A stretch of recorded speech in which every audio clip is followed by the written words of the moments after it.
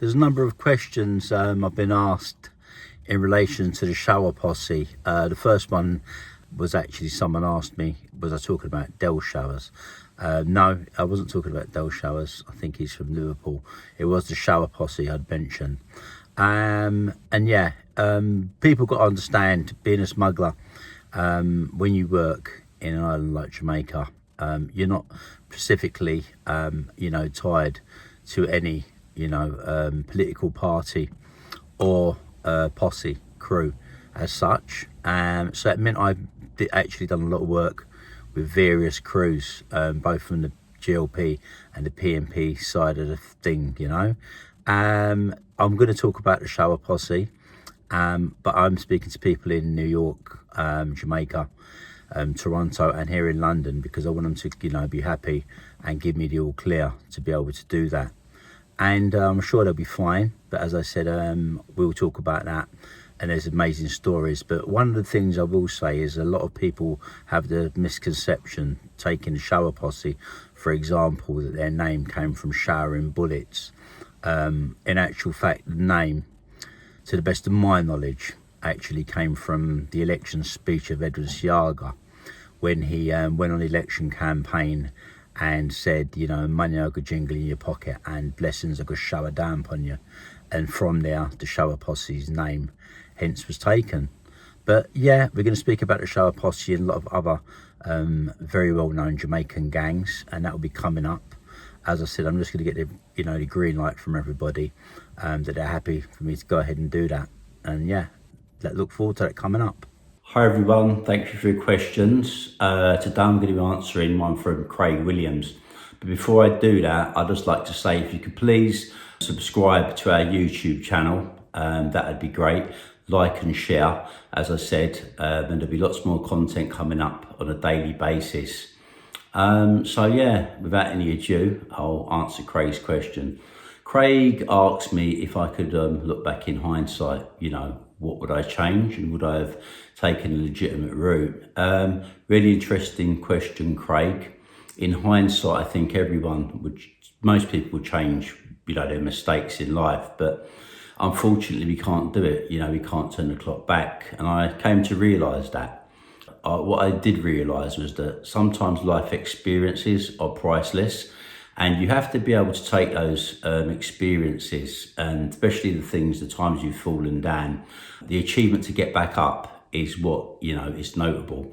What I wanted to be able to do was take all my experiences in life and the mistakes I had made and be able to apply them for a good, positive purpose.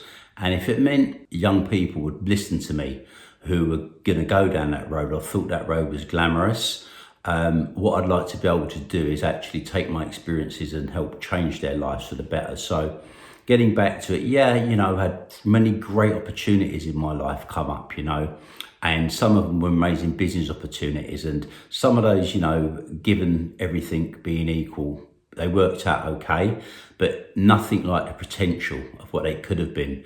And there's nothing worse in life than not people achieving their full potential, So back in the music era, I think, the festivals, the events I put on, had I been taking those more seriously, not so I didn't take them seriously because music was my passion, I would be in a situation, I have no doubt, where I'd probably be one of the leading promotion organisations in the country.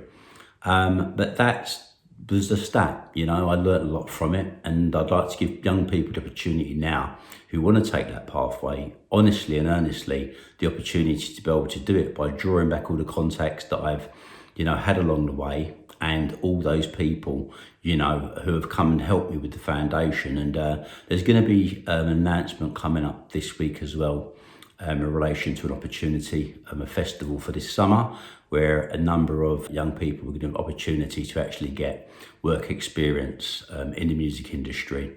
So getting back to that, Craig, would I change anything?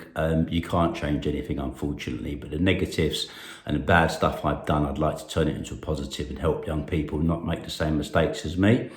And if anyone does have the opportunity, where they see a great opportunity coming forward, a legitimate one, I'd say grab it with both hands, because all it can do is, enrich you as a human being. Sharky Jaws has got a question. And he says, obviously, looking back at the rave scene, you know, obviously there are certain things I look back anguish and think to myself, a lot of lives potentially were destroyed. But he makes a really good point. At the same time, history was actually created. So the rave scene, you know, I look back at it and think to myself, you know, they were most amazing times of my life in actual fact. And it was the same for thousands and thousands of young people. And it was a change in society in actual fact and where we are now today. Because people actually, whether it be the drugs or not, you know, there was a genuine love and for people, you know. There was never trouble, you know, amongst ravers. You know, people got on incredibly well. It was like a melting pot of colours, cultures and creeds. Everyone basically seemed to really get on together. And history, it was a landmark basically, you know, in British music culture and fashion culture, you know. And amazingly enough, our first Genesis flyer is actually exhibited in the London History Museum, believe it or not. So it's a mark of history. And what I'd love to be able to one day do is have a heritage plaque, I think, on our first venue, because I think it is part of British, certainly music and fashion culture. But I think what it was at that particular time, it was a real uprising of young people against, you know, what was really wrong with society at that time, you know, and we seemed to unify everyone and brought them all together. And maybe we should sometimes think, you know, if we was able to do it then, you know, where young people actually got on and, you know, we weren't killing each other, stabbing each other, fighting each other. It's possible, you know, and there's possibility that anyone can get on.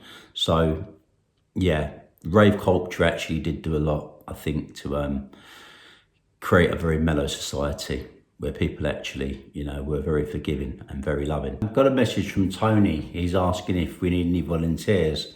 Well, yeah, you know, many hands make light work.